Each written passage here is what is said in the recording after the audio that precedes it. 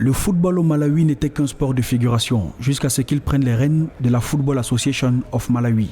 Ancienne gloire du football malawi, Walter Nyamilandu Mando est le président de la fédération. Il a évolué notamment au Be Forward Wanderers de 1991 à 1998 et au Sukama FC. Il échoue aux portes de Chelsea en 1996 par des tests non concluants. Il raccroche les crampons pour devenir en 2004 le président de la Football Association of Malawi. Une tâche rude et pleine de challenges.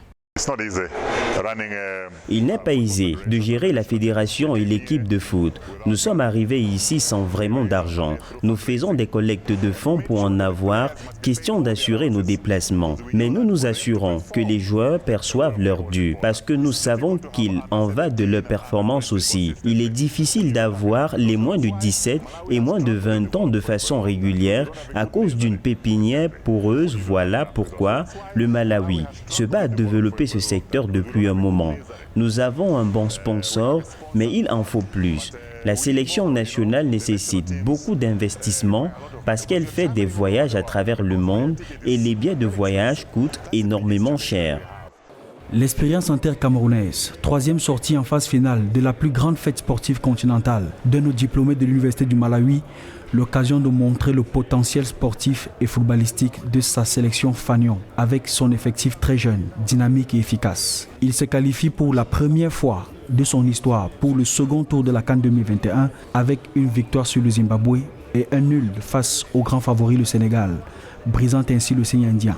Un moment de joie indescriptible pour lui et le peuple malawite.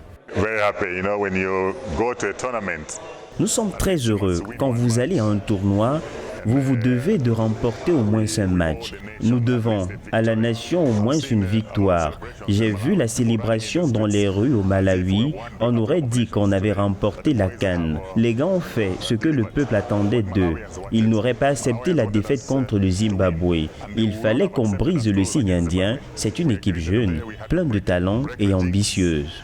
À 51 ans révolus, l'ancien cadre de la Iovo Suga Malawi exerce également au conseil de la FIFA depuis le 30 septembre 2018, marié et père de 6 enfants.